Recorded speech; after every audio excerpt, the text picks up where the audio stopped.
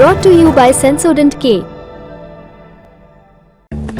बस बैक नहीं आया। SLS पैराफिन और दूध का करंट भी कौन? तो लाइफ का करंट ऑन? कुछ भी। तो ट्राई करके देख ले। Sensodent K toothpaste for sensitive teeth.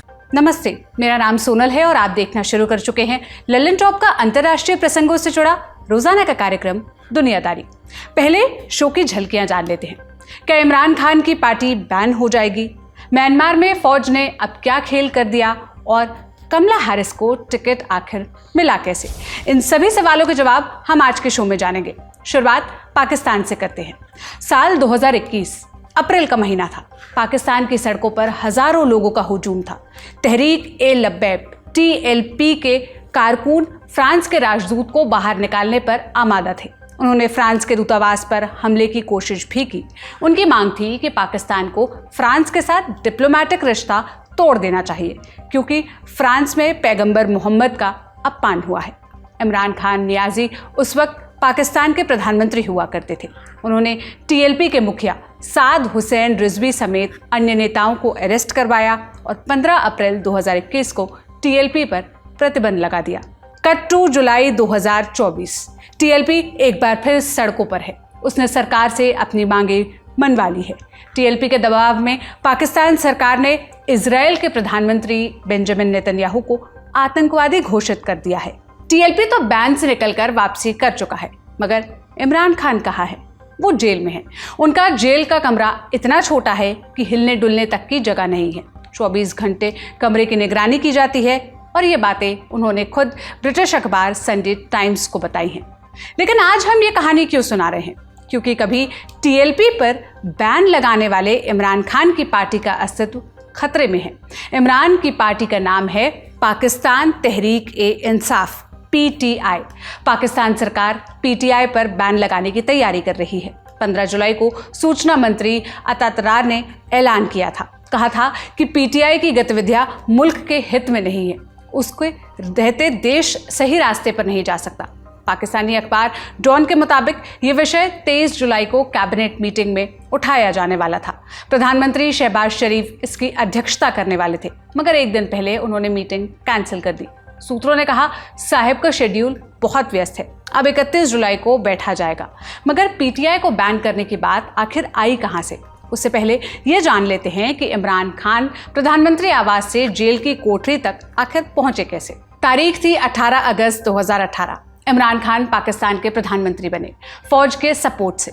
अक्टूबर 2021 में खुफिया एजेंसी ISI के चीफ की नियुक्ति को लेकर फौज से मनमुटाव हुआ। इसके बाद फौज ने सपोर्ट खींच लिया। अप्रैल 2022 में विपक्षी पार्टियां नेशनल असेंबली में अविश्वास प्रस्ताव लेकर आई। विपक्ष को पाकिस्तान मुस्लिम लीग नवाज PMLN और पाकिस्तान पीपल्स पार्टी PPP लीड कर रही थी। 9-10 अप्रैल की दरमियानी रात अविश्वास प्रस्ताव पास हो गया। इमरान की सरकार चली गई, उनको कुर्सी छोड़नी पड़ी। उसके बाद PMLN के शहबाज शरीफ प्रधानमंत्री बने। मई 2022 में इमरान खान ने शहबाज सरकार के खिलाफ आंदोलन शुरू किया, लॉन्ग मार्च भी निकाला। सरकार जाने के बाद इमरान के सुर बदल गए। वो खुलकर फौज की आलोचना करने लगे। अक्टूबर 2022 में ही इमरान ने दूसरा लॉन्ग मार्च शुरू किया। उनका इरादा इस्लामाबाद पहुंचकर सरकार को घेरना था, मगर ऐसा हो पाता उससे पहले मार्च को बीच में ही रोकना पड़ा क्योंकि नवंबर 2022 में उनके ऊपर गोली चल गई। 9 मई 2023 इमरान एक मुकदमे में सुनवाई के वास्ते इस्लामाबाद हाई कोर्ट पहुंचे। पैरामिलिट्री फोर्स ने उनको कोर्ट के अंदर से ही अरेस्ट किया, उनको घसीटते हुए अपने साथ ले गई। ये नज़ारा पूरी दुनिया ने देखा। इमरान की गिरफ्तारी के बाद देश भर में हिंसक प्रोटेस्ट हुए। फौजी जनरलों के घरों और आर्मी के हेडक्वार्टर्स पर हमले हुए। इसका आरोप PTI के नेताओं और कार्यकर्ताओं पर लगा। ये भी कहा गया कि हिंसा के लिए इमरान ने उकसाया है। 10 मई के बाद PTI पर क्रैकडाउन शुरू होता है। पार्टी के कार्यकर्ताओं और नेताओं को गिरफ्तार किया जाने लगा। इस दौरान इमरान जेल में ही रहते रहे हैं। 11 मई को पाकिस्तान के सुप्रीम कोर्ट ने उनकी रिहाई का आदेश जारी किया। जेल से निकलने के बावजूद उनको राहत नहीं मिली। 5 अगस्त 2023 इस्लामाबाद कोर्ट तोशखाना मामले में इमरान को 3 बरस की सजा सुनाती है। इसके कुछ देर बाद ही उनको लाहौर में गिरफ्तार कर लिया जाता है। फिर 6 अगस्त को चुनाव आयोग उनके ऊपर 5 बरस का बैन लगा देता है। 9 अगस्त 2023 को तत्कालीन राष्ट्रपति आरिफ अलवी नेशनल असेंबली भंग कर देते हैं। नेशनल असेंबली पाकिस्तान की संसद का निचला सदन है। इसके सदस्यों का चुनाव आम लोगों के वोट से होता है। इसी सदन में बहुमत दल का नेता प्रधानमंत्री बनता है। फिर 14 अगस्त को अनवारुल हक काकर के नेतृत्व में कार्यवाहक सरकार बनाई जाती है। कार्यवाहक सरकार को अगला चुनाव कराने की जिम्मेदारी मिलती है। चुनाव की तारीख 8 फरवरी 2024 की तय होती है। उससे पहले इमरान और उनकी पार्टी को चुनाव से दूर रखने के लिए सारे तिकड़म भिड़ाए जाते हैं। 13 जनवरी 2024 को पीटीआई से उसका चुनाव चिन्ह बैट छीन लिया जाता है। पार्टी के कैंडिडेट्स बैट के सिंबल पर चुनाव नहीं लड़ सकते। फिर 30 जनवरी को साइफर केस में इमरान को 10 साल की सजा सुनाई जाती है। अगले रोज रावलपिंडी की एक अदालत उनको और उनकी पत्नी बुशरा बीबी को तोशाखाना केस में 14 बरस की सजा सुनाती है। फिर 3 फरवरी को इमरान और बुशरा को एक और केस में 7 बरस की सजा मिलती है। इस बार इस्लामी कानूनों के उल्लंघन का आरोप लगता है। 8 फरवरी को पाकिस्तान में आम चुनाव करवाया जाता है। पीटीआई के कैंडिडेट्स निर्दलीय चुनाव लड़ते हैं। उनको भारी समर्थन भी मिलता है, मगर वे अकेले दम पर बहुमत हासिल नहीं कर पाती। पीटीआई काउंटिंग में धांधली का आरोप लगाती है। चुनाव आयोग आरोपों को खारिज कर देता है।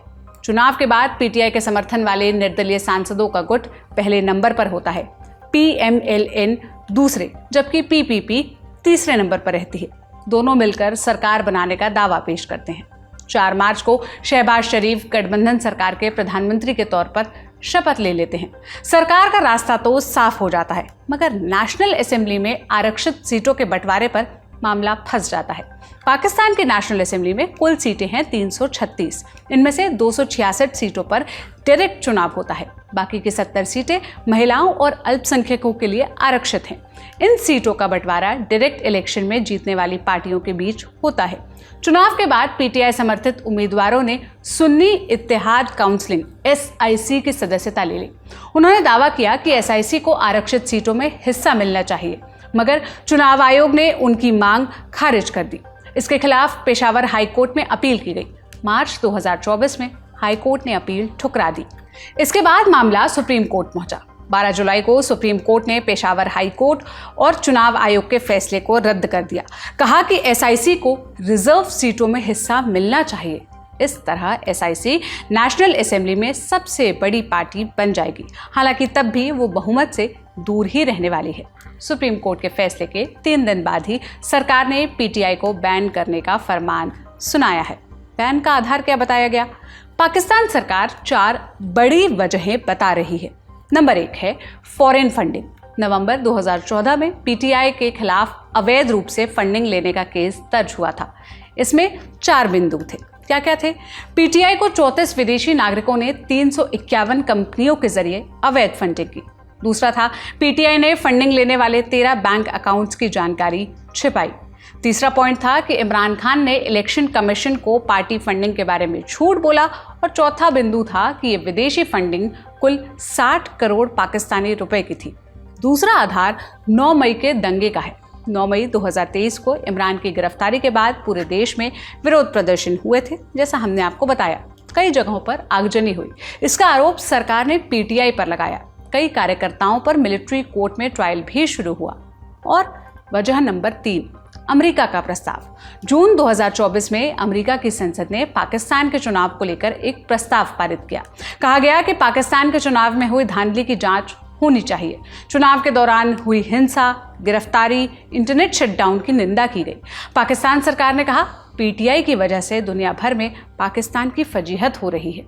और कारण नंबर 4 बताया गया साइफर केस। इमरान खान ने मार्च 2022 में एक रैली में एक डिप्लोमेटिक चिट्ठी दिखाई थी। आरोप लगाए थे कि उनकी सरकार गिराने की साजिश में तत्कालीन army chief general Qamar Javed Bajwa भी शामिल थे। उन्होंने अमेरिका से ऐसा करने का ऑर्डर लिया था। इस मामले में इमरान को सजा भी हुई है।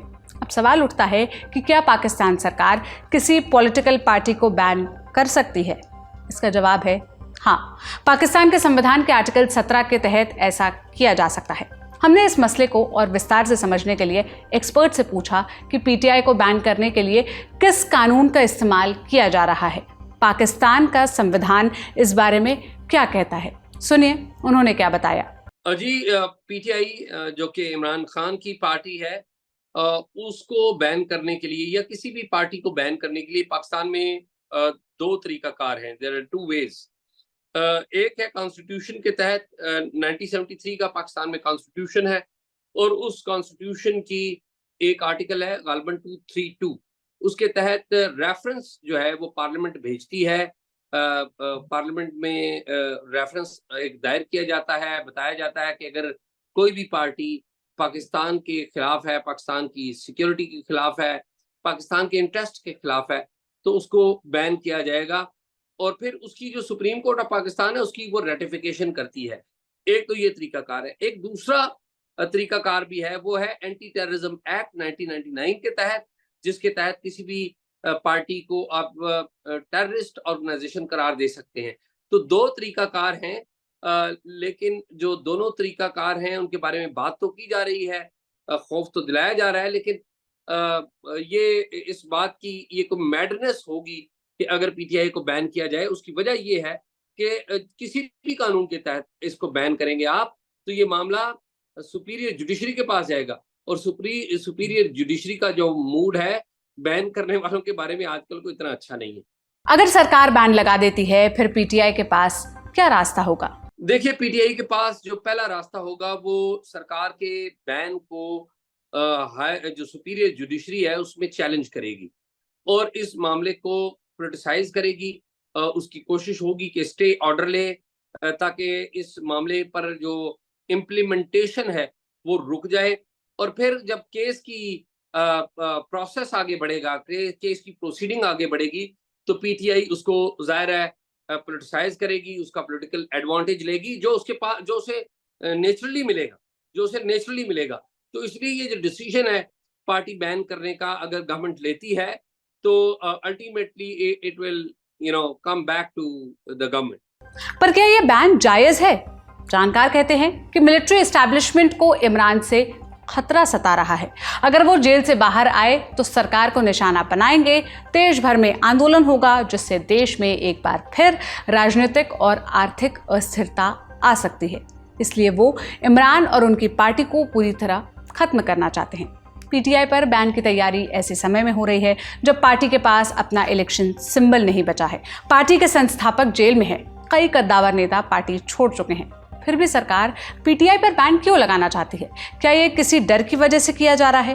ये सवाल हमने पूछा पाकिस्तान में मौजूद वरिष्ठ पत्रकार एजाज सैयद से। सुनिए। देखिए, बड़ी कॉम्प्लिकेटेड सिचुएशन है यहाँ पर। पीटीआई के पास 8 फरवरी 2024 के इलेक्शन जो हुए पाकिस्तान में, उसमें सिंबल नहीं था, इंडिपेंडेंट कैंडिडेट उनके लड़े।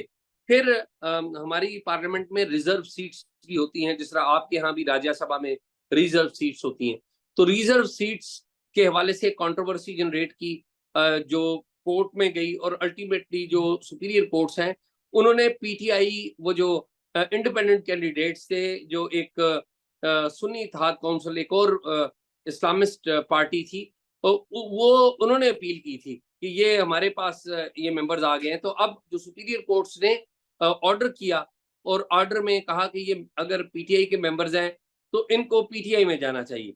तो वो जो सिंबल के बगैर भी लड़े थे वो सारे अब पीटीआई की जो हैसियत है पार्लियामेंट के अंदर वो रिस्टोर हो गई। आल्दो के उसको ऊपर भी गवर्नमेंट नाराज है, गवर्नमेंट जाएगी कोर्ट में एक रिव्यू पिटीशन दायर करेगी, ये सब कुछ होगा। लेकिन पीटीआई के जो मेंबर्स हैं अब वो नहीं रहे जो बिल्कुल बेआसरा थे। अब जो कोर्ट है वो उनको रिलीफ दे रही है और बड़ा विजिबल नजर आ रही है। ये सारी चीजें बड़ी विजिबल नजर आ रही है। अगर पीटीआई पर बैन लगा तो उसके समर्थित सांसदों का क्या होगा? देखिए, पहली बात तो ये है कि पीटीआई के ऊपर बैन लगना इतना आसान काम नहीं होगा, लेकिन अगर फिर भी उनको बैन कर दिया जाता है तो जो कानून के मुताबिक, जो मेरी लिमिटेड नॉलेज है कानून के बारे में, कानून के मुताबिक जितनी भी सीटें होंगी वो सारी सीटें वो खाली हो जाएंगी, वो नहीं रहेंगी। यानी कि ऐसा कंसिडर किया जाएगा कि वहां पर इलेक्शन दोबारा करवाए जाएं और फिर जाहिर है अगेन ये मामला कोर्ट में भी जाएगा। वो लोग भी कोर्ट में ये मामला लेके जाएंगे जो इससे जिनको नुकसान पहुंचता है, यानी कि मेंबर्स ऑफ पार्लियामेंट। और इस बात का भी ऑप्शन होगा कि वो लोग कहें कि जी हम तो पीटीआई में नहीं, हम तो सुन्नी तहरीक में है, ठीक है, यानी कि वो मेंबर्स के तौर पर हैं, वो कहें जी हमने तो इलेक्शन ही इंडिपेंडेंट लड़ा था, तो इंडिपेंडेंट इलेक्शन के तौर पर अगर तो पीटीआई में शामिल होते हैं तो फिर मसला है ना। लेकिन अगर वो 92 मेंबर्स पीटीआई में शामिल ही नहीं हुए फिर तो कोई प्रॉब्लम नहीं है। तो इसलिए कानून तो ये कहता है अगर कोई पार्टी तहलील हो तो उसके वो सीटें खाली होती हैं। अब मामला ये है कि यहाँ पर कि ये इंडिपेंडेंट लड़के आए, ये सीटें खाली नहीं होंगी, ये members they will continue to be the members. तो इसलिए लगता ये है कि शायद एक सैनिटी प्रिवेल करे और ये पीटीआई को बैन ना करे। लेकिन असल में पीटीआई को बैन करने की वजह ये नहीं है कि वो मेंबर्स ऑफ नेशनल असेंबली क्या कर रहे हैं या मेंबर्स ऑफ प्रोविंशियल असेंबली क्या कर रहे हैं। असल बात यह है कि पीटीआई को कंट्रोल नहीं किया जा पा रहा। असल बात यह है कि पीटीआई को कंट्रोल नहीं किया जा पा रहा। इमरान खान पिछले 11 महीनों से जेल में बंद है। एक केस खत्म होता है तो दूसरा थोप दिया जाता है। इमरान खान का राजनीतिक भविष्य क्या दिखता है? देखिए, इमरान खान का जो पॉलिटिकल फ्यूचर है वो याद रखिए कि इमरान खान की हेल्थ के साथ है और इस टाइम के साथ है। If Imran Khan is healthy physically, which he is actually with compared to rest of his fellow politicians, तो then he has a future। क्योंकि ये जो मौजूदा environment है उसकी पार्टी के खिलाफ या उसके खिलाफ, ज़ाहिर है हमारी जो इस्टेब्लिशमेंट है वो उससे खुश नहीं है, मिलिट्री इस्टेब्लिशमेंट उनसे खुश नहीं है, वो भी कोई ऐसे काम करते हैं जो कि मिलिट्री इस्टेब्लिशमेंट को बड़ा डैमेज किया उन्होंने। तो दोनों तरफ एक कुट्टी की फिजा है, लेकिन याद रखिए जहाँ पर कुट्टी होती है फिर कुट्टी के बाद जो दोस्ती होती है वो भी बड़ी मजबूत होती है। तो ये आप रूल आउट नहीं कर सकते कि कल कलां अगर इमरान खान साहब की सेहत है, हेल्थ है अच्छी, तो you never know, after couple of years you might see Imran Khan again going back to the establishment, having good relations and back to the power। ये तो हुआ हालिया मामला। अब समझते हैं पाकिस्तान में पॉलिटिकल पार्टी को बैन करने का क्या इतिहास रहा है। अब तक किन किन पार्टियों को बैन किया गया है। Number 1, communist party of Pakistan CPP। 1954 में CPP पर आरोप लगा कि वो सरकार गिराना चाहती है। इसके लिए CPP ने सेना के साथ मिलकर साजिश की है। इसी आरोप पे CPP को बैन कर दिया गया। Number 2, Awami league. 1970 के चुनाव में पूर्वी पाकिस्तान, जिसे आज हम बांग्लादेश के नाम से जानते हैं, वहां आवामी लीग ने जबरदस्त प्रदर्शन किया। 2 सीटों को छोड़कर बाकी सभी सीटें जीती। पश्चिम पाकिस्तान में बैठी पार्टियां और जनरल याया खान को ये रास नहीं आया। उन्होंने आवामी लीग पर प्रतिबंध लगा दिया। फिर दिसंबर 1971 में भारत पाकिस्तान की जंग हुई। जंग के बाद पूर्वी पाकिस्तान बांग्लादेश बना और फिर आप अभी का वर्तमान जानते ही हैं, बांग्लादेश एक अलग ही देश है। इस लिस्ट में तीसरी पार्टी है जय सिंध कौमी महाज। ये एक सिंधी नेशनलिस्ट पार्टी है। सिंध को काट कर अलग मुल्क बनाना चाहती है, ऐसे आरोप इस पर लगते हैं। इसलिए 2020 में इमरान खान ने इस पर बैन लगा दिया था। इस लिस्ट में चौथा नाम है तहरीक ए लब्बैक पाकिस्तान TLP। इस पार्टी के ज़्यादातर कारकुन बरेलवी मसलक को मानने वाले हैं। 2015 में खादिम हुसैन रिजवी ने यह पार्टी बनाई थी। अप्रैल 2021 में इस पर बैन लगा। अक्टूबर में बैन हटा दिया गया, जिसका जिक्र हमने आपको इस वीडियो के शुरुआत में भी किया था। फिलहाल पार्टी की कमान साद हुसैन रिजवी के हाथों में है। और यहीं तक था हमारा बड़ी खबर का सेगमेंट। अब सुर्खियों की तरफ चलते हैं। पहली सुर्खी आई है म्यांमार से। म्यांमार के राष्ट्रपति मिन स्वे मेडिकल लीव पर चल रहे हैं। उनकी जगह आर्मी चीफ जनरल मिन आंग लाइंग ने कार्यवाहक राष्ट्रपति की कुर्सी संभाल ली है। जनरल लाइंग फिलहाल मिलिट्री हुंटा के मुखिया हैं। उन्हीं के लीडरशिप में फौज ने फरवरी 2021 में चुनी हुई सरकार का तख्ता पलट किया था। तत्कालीन स्टेट काउंसलर आंग सान सूची और राष्ट्रपति विन मिंत को जेल भेज दिया, फिर आपातकाल लगा दिया। मिन स्वे तब म्यांमार के उपराष्ट्रपति हुआ करते थे। वो फौजी सरकार के समर्थक थे। उन्हें राष्ट्रपति बना दिया गया। हालांकि उनको नाम मात्र की शक्ति दी गई। असली पावर मिलिट्री हुंटा के पास रही। उसकी कमान जनरल लाइंग ने अपने हाथों में ले ली।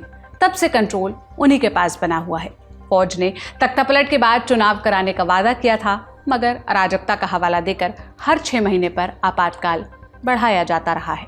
म्यांमार के सैन्य तख्तापलट पर हमने दुनियादारी के एक एपिसोड में विस्तार से चर्चा की है। उस एपिसोड का लिंक आपको डिस्क्रिप्शन बॉक्स में मिल जाएगा। हम बढ़ते हैं दूसरी सुर्खी की तरफ। आज की दूसरी और अंतिम सुर्खी अमेरिका से है। 2 अपडेट्स हैं, एक एक कर जान लेते हैं। पहला अपडेट कमला हैरिस से जुड़ा है। कमला हैरिस ने राष्ट्रपति पद की उम्मीदवारी के लिए जरूरी डेलीगेट्स जुटा लिए हैं। वॉशिंगटन पोस्ट की रिपोर्ट के मुताबिक 2688 डेलीगेट्स ने उनको समर्थन दिया है। ये बहुमत के आंकड़े से 700 अधिक है। लेकिन ये डेलीगेट्स होते कौन है और कमला हैरिस को उनका समर्थन क्यों चाहिए? शुरुआत से समझते हैं। अमेरिका में 2 पार्टियों का दबदबा है, रिपब्लिकन और डेमोक्रेटिक। सत्ता उन्हीं के बीच बदलती रहती है। ये पार्टियां राष्ट्रपति चुनाव में एक कैंडिडेट उतार सकती हैं, मगर पार्टी के अंदर दावेदार कई होते हैं, इसलिए पार्टियां पहले इंटरनल इलेक्शन करवाती हैं। इसको प्राइमरी इलेक्शन भी कहते हैं। ये अमेरिका के सभी 50 राज्यों में होता है। इन राज्यों को एक तय संख्या में डेलीगेट्स मिले हुए हैं। इनको आप वोटर्स के प्रतिनिधि भी कह सकते हैं। जिस राज्य में जिस कैंडिडेट को सबसे ज्यादा वोट मिलते हैं, सारे डेलीगेट्स उसके नाम के हो जाते हैं। हर पार्टी के डेलीगेट्स अलग अलग होते हैं। वो अपनी अपनी पार्टी के नेशनल कन्वेंशंस में वोट डालते हैं। वहाँ जो कैंडिडेट बहुमत हासिल करता है उसको राष्ट्रपति चुनाव का टिकट मिल जाता है। रिपब्लिकन पार्टी के डेलीगेट्स की संख्या है 2429। बहुमत का आंकड़ा है 1215। डोनाल्ड ट्रंप को 2268 वोट मिले थे। 15 से 18 जुलाई के बीच रिपब्लिकन कन्वेंशन हुआ। वहां ट्रंप के नाम पर औपचारिक मुहर लग गई। अब दूसरी पार्टी है डेमोक्रेटिक। उनके डेलीगेट्स की संख्या है 3949। बहुमत का आंकड़ा है 1976। डेमोक्रेटिक पार्टी के प्राइमरी इलेक्शन में जो बाइडेन पहले नंबर पर थे। उनको 3904 डेलीगेट्स का समर्थन मिला था। उनका टिकट पक्का था, मगर 21 जुलाई को उन्होंने नाम वापस ले लिया। इसकी कहानी हमने दुनियादारी में विस्तार से बताई है। उस एपिसोड का लिंक भी आपको डिस्क्रिप्शन में मिल जाएगा। खैर, जैसे ही बाइडेन ने नाम वापस लिया, उनके सारे डेलीगेट स्वतंत्र हो गए। उनकी बाध्यता खत्म हो गई। यूँ तो बाइडेन ने हटने के बाद कमला हैरिस को अपना समर्थन दिया, मगर हैरिस ने प्राइमरी इलेक्शन नहीं लड़ा था, इसलिए उनके पास एक भी डेलीगेट नहीं था। ऐसे में उनको स्वतंत्र डेलीगेट्स का साथ चाहिए था ताकि वो नेशनल कन्वेंशन में उनके नाम पर मुहर लगवा सकें। डेमोक्रेटिक पार्टी का नेशनल कन्वेंशन अगस्त 2024 में होना है। जैसे रुझान आ रहे हैं, कमला हैरिस को उम्मीदवारी हासिल करने में कोई अड़चन आती हुई नहीं दिख रही। इसकी 2 बड़ी वजहें और है।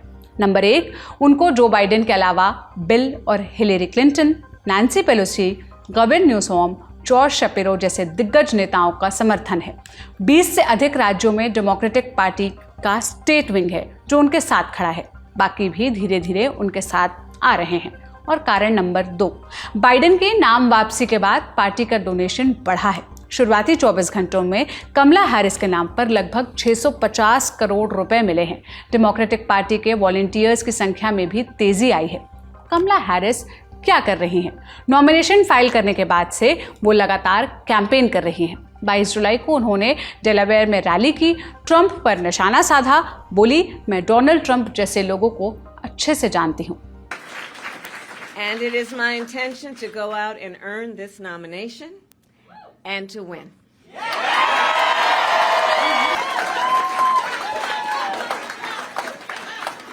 Predators who abused women, fraudsters who ripped off consumers, cheaters who broke the rules for their own gain.